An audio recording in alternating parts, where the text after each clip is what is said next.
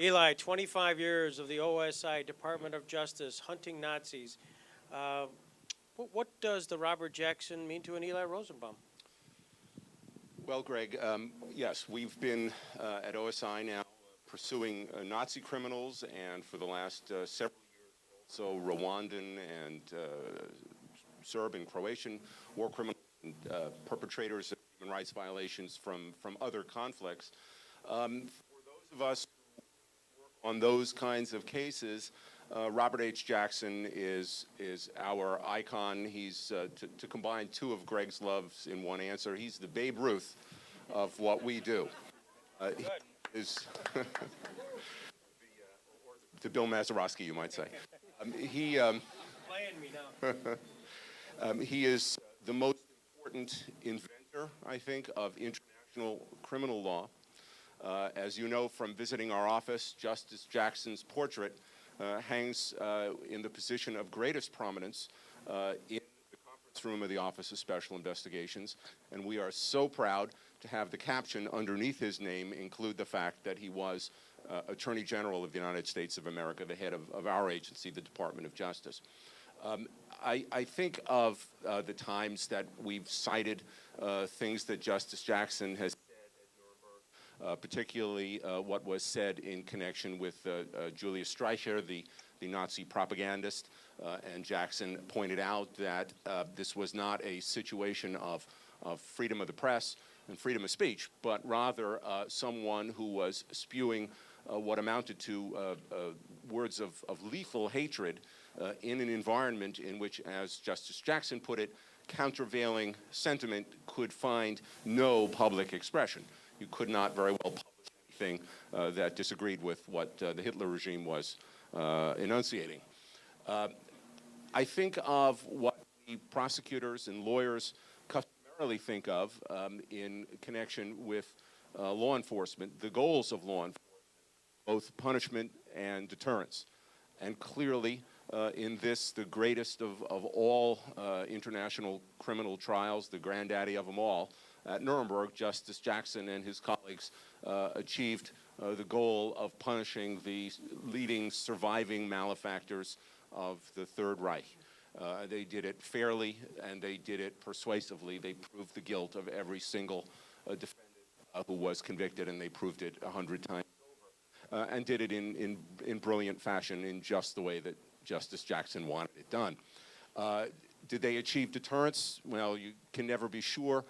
I think they must have achieved some degree of deterrence. It would have been greater had the world acted on the Jacksonian dream, the dream of all the Nuremberg staff, that there would be additional tribunals that would hold to account other perpetrators of crimes against humanity, a reality that did not occur until the collapse of the Soviet Union, when tribunals like the one that David prosecuted at could finally be set up. But I also think of something that perhaps one doesn't learn about as a prosecutor, doesn't learn about in law school as a goal sometimes of prosecution, and that is of establishing history. I'm often asked by people, how is it that you bother bringing these cases? No matter what you do to the defendants, it can't possibly be commensurate with the magnitude of the crime they committed. And I have a lot of answers for that, one of which is there's really no punishment that a humane society could possibly inflict that would punish these people, quote unquote, adequately for what they did.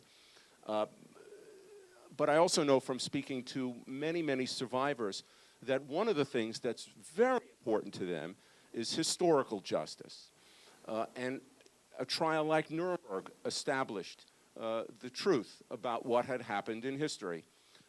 I'm reminded of that, of course, when I come to the Mecca of those of us who follow in our small way in Justice Jackson's footsteps, the Robert H. Jackson Center, which is doing so much, all of you, thanks to all of you, so much to spread the increasingly crucial legacy of Robert Jackson. And I come to this room, for instance, and by chance, I look up here and I see among these extraordinary portraits of evil drawn by Sid Chavitz of Cincinnati is one of Arthur Rudolph.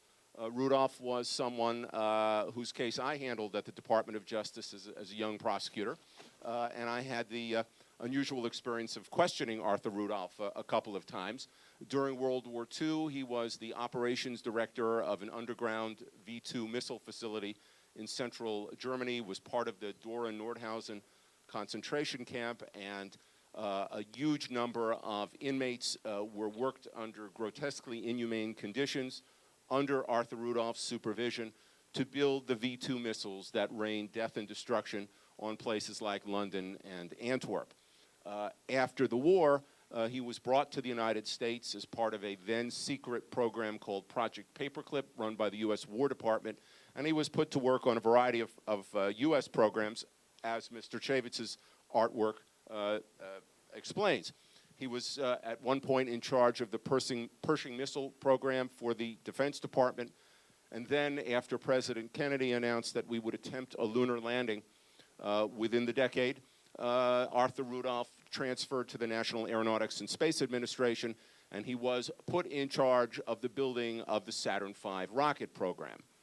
Arthur Rudolph constructed the rocket that took humankind to the moon 40 years ago last month. Now, all of that remained a fairly well-kept secret. It was not part of American history writ large until we brought this case.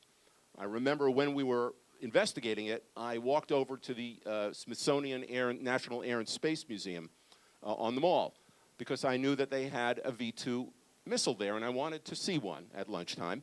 And it's a very big missile, and it's very frightening. And I noticed that the display told nothing of the conditions under which the missile was constructed, nothing of the suffering that was endured, nothing of the concentration camp inmates who actually built the thing. Well, that all changed after we brought the Rudolph case and got him out of the United States. But that was really a very small historical accomplishment compared to that which Justice Jackson and his colleagues at Nuremberg did. They really began the writing of the history of the Nazi crimes. And if I may speak for a moment, not as a lawyer, but rather as a person and as a person of the Jewish faith, I will say that in particular, Justice Jackson helped begin the writing of the history of the Holocaust. It was documented there in a way that had never been done before. And I think it can fairly be said that although lawyers don't generally do the writing of history, that it was 2 trials, maybe 3, that did more than anything else to write the history of the Holocaust, or as is said in Hebrew, the Shoah. And that was the Nuremberg trial, it was the Eichmann trial, and arguably maybe the Auschwitz trial in Frankfurt, Germany in the mid-60s, which was really a direct product of the Eichmann trial. And I will eagerly await John Barrett's books on Justice Jackson, not to put him under too much pressure, but I'm eager to learn one thing in particular, John. Justice Jackson was committed to telling the story of the fate that befell millions of Jews in Europe. It could have been proved in a small way with a few documents, could have convicted all the defendants, but he wanted to prove it in its entirety.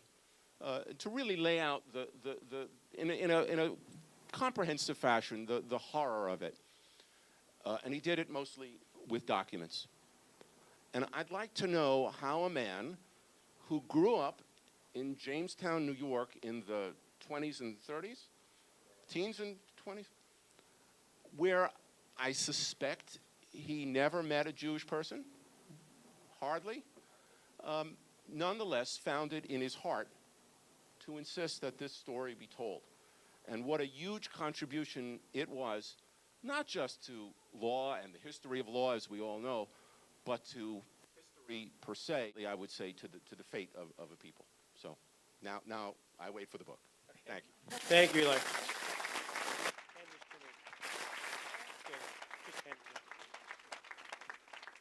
We have